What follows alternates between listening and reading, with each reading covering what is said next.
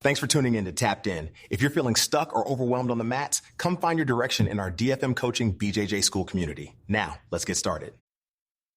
Welcome to Tapped In. My name is David Figueroa-Martinez of DFM Coaching, and today we're going to be discussing how training is never a waste. If you are higher in the belt structure than others, sometimes you can come into a gym and feel like you're there, let's say you're brown or black belt, and there's just a host of new students. There's no one at your level, or no one even at like a purple belt level where they can even threaten you with anything. And sometimes you can feel like, today's going to be a bit of a waste. I'm not going to get pushed like I'd like. And I agree. There's going to be days where you're looking for a specific type of response. You're looking for a specific type of training. And it kind of does it sucks when you're looking for that hard training because maybe you're getting ready for a competition or you're looking to dominate or get some energy out or get exhausted. Those are not necessarily fun when you're looking for that specifically, but it doesn't mean that training cannot be beneficial even with newer students. I want us to get away from the idea of having bad roles or bad training sessions. None of it is bad. Bad is not a great word for any of this. What I'd like us to start looking at these situations as are, how do I need to adapt this training session so I can get the most out of it as a brown or black belt or a purple belt, knowing that I got a class full of people who maybe a year or less on the mats. Your job is to, one, take away the judgment of whether this is going to be a successful training session or not. Doesn't do you no benefit. My opinion is anytime I'm on the mat, it's a plus. It's a thing of that I'm grateful for, that people came to the gym, that they spend time with me, that I spend time with them. I never want to look at training sessions as bad. Are there some that are better than others? Of course. Now, what we should be doing if we are new or if we have a host of new-ish training partners on any given session is maybe start creating deficits for yourself that are man-made. Let's say I tuck one of my hands in to my belt or I grab my belt and I'm only allowed to use one hand. There's times when I've had training sessions where I've grabbed both of my collars with my hands and force myself not to use my hands. So then it forces me to use my elbows. Your leg dexterity becomes even more important. How you bridge and hip escape are far more important in those situations because you cannot create space with your hands. You can't create gripping sequences where it prevents your opponent from going one way or the other. It really forces you to have to adapt and play a game based on movement of your own body and less about what I make the other person do or not do. I found it supremely beneficial when I did this, that I started doing it regularly. Then I started rolling with people who were a little more advanced. Sometimes I would do this with blue belts, and I wanted to see, could they submit me or hold me down, knowing that they're at a certain skill level. I don't have the use of my hands, and I still want to create movement. I want to off-balance them. I want to force them to have to work harder. I cannot rely on my hands to create space or to reduce space. So it forces you to work differently when you normally do. And it develops this guard retention and hip and leg dexterity that you would not have done otherwise. One other thing that I like doing is just starting from bad positions. Hey, start from mount and hold me down, do whatever you want to do. You are not allowed to let me get out from this position or get to a dominant position. And their goal is to hold you down, submit, get an arm, choke. If I start to escape a certain way, take the back. But they are not, let them know that they're not allowed to permit you to go to top position. And then that act of having to escape these bad positions gets better, it gets more crisp. You start timing things a little bit better, even with newer people, especially if you're newer and strong and big. Man, that's a tough combo from when you're forcing yourself from a bad position. You can make this even tougher by saying, hey, I want you to start with one hand in the collar, or I want you to start with both hands, like the early stages of a collar choke. And then you got to escape and defend that. And I want you to start with spider web. I think that's what they call it, where I'm on bottom and you have the arm bar.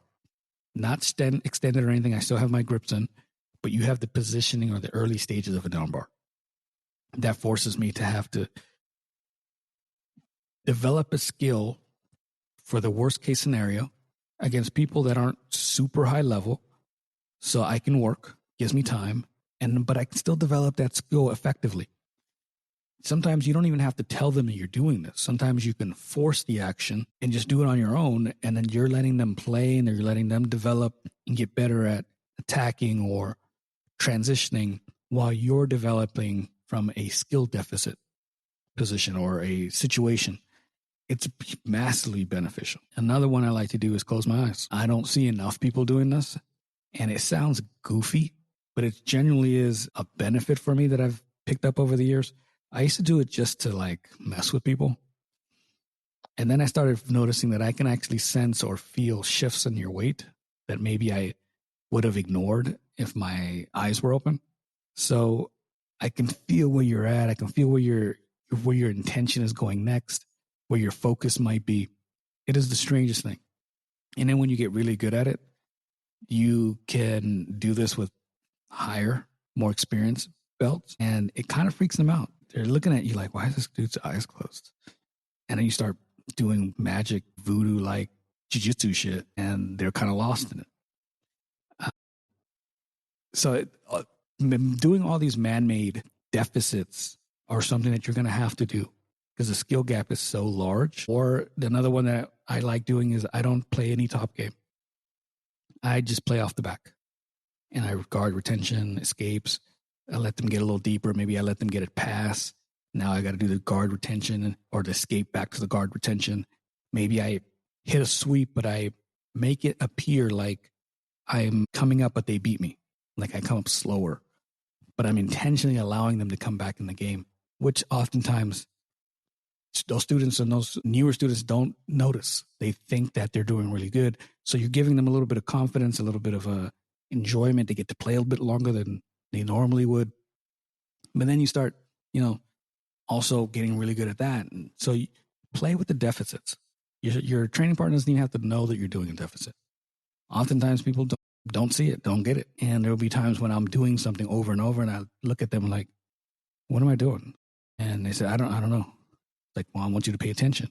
What did I do the last three iterations of this role? And they're like, oh, you kept doing this. And I was like, exactly. So what are you going to do to defend it? And you identify that I'm going to start doing it. Then they start getting better. So it's really your job to make these training sessions what they're going to be. There's no sense in complaining. There's no sense in feeling like, it's just me and like 8 white belts. No, it's me and 8 white belts that I get to play jiu-jitsu with. I get to dictate what that's going to look like. Now, I don't get to do that with people my level or higher. When the person's higher, they're dictating to me. So sometimes those rounds, some of us are going to feel like those are wasted too, because there's going to be rounds where they're so much better than you. You feel like, what am I going to do here? Like, what can I do to this person that's beneficial? And again, if you've been here long enough, you understand skill deficits, you understand imposing them, and maybe you're developing something new and you don't impose anything. Your job is just to, hey, I'm working on this sweep or this guard. It's not good enough to play against brown and purple belts, but the white and blue belts don't have that same skill set. So I can play from here to develop the timing and the familiarity and where my hand's going to go, where my feet could go. How do I generate the angle or the pressure or the momentum? Though this is the group that you can do that with. So you may not have to do any self-imposed deficits, but the act of, hey, I'm going to implement new things that I've thought were kind of cool that I haven't had time to develop. They're in R&D stage. These are the perfect people to do that with. Don't feel like these training sessions are waste. You just have to adapt what you want to do versus what they're capable of defending against and see where that middle ground is. See where there's times when I try something completely new hey, I've been trying to implement this on my students, but they're so aware of my game that I can never even launch the initial stages. So I'm going to try this on these brand new white belts and see where it goes. Also, which sometimes people forget, white belts give you different feedback than anyone else on the mat. Sometimes these white belts, they come with this approach because they don't know the structure of jiu-jitsu, that they don't have any preconceived notions when they step on the mat. So because the rest of us have been on the mat so long, we tend to move like jiu-jitsu people move. We tend to accept certain things because it's part of the role. When you go against a newer white belt who doesn't have a skill, who hasn't honed in on their fight or flight just yet, or is still honing in on it, someone who doesn't quite understand the culture of the role, you find completely different responses to the stuff that you're really good at that no one else does. They're going to throw Hail Marys. They're going to power through things. So when I'm rolling with a brown black belt, they might technically escape my armbar attempt. Like they'll use technical approaches to negate my en route, but they don't power through things because we've been conditioned to not power through, to conserve energy and do it in a technical manner. When you roll with a new white belt, especially a big guy, they power through things.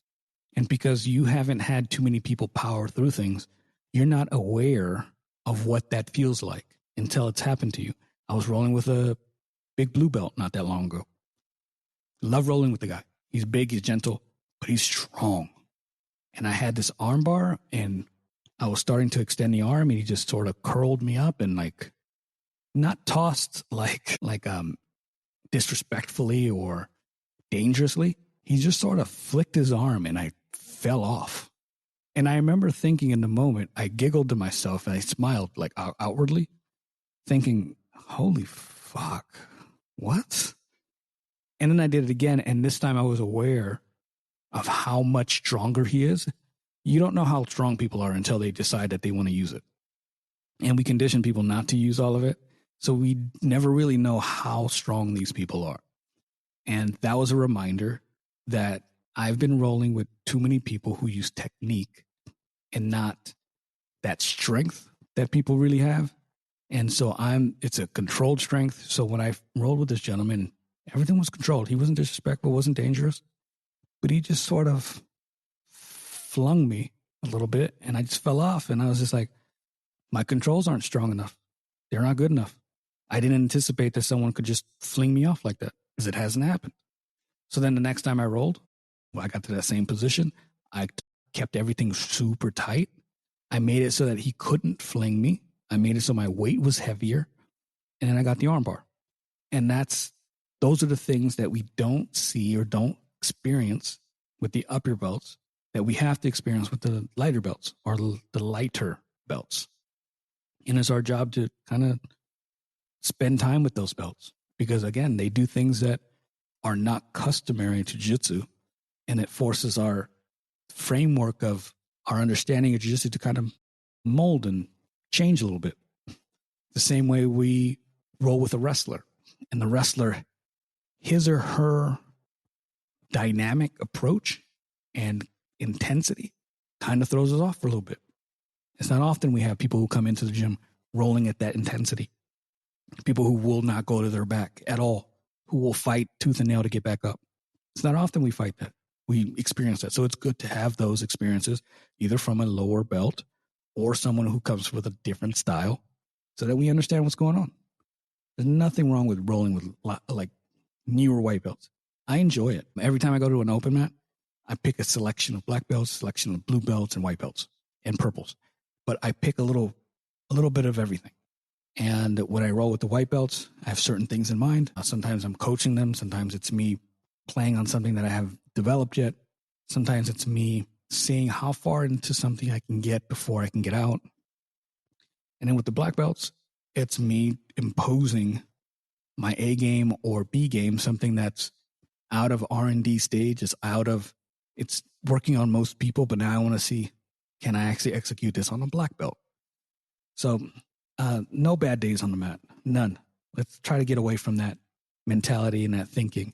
Enjoy what you're doing. Enjoy every minute that you're on the mats.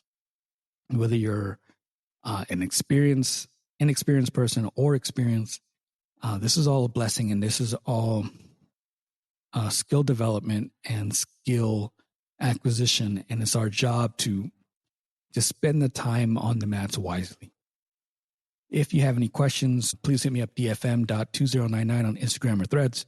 I also have a school community that you can be a part of completely free. It should be in the show notes, or you can go to school and look for DFM Coaching BJJ.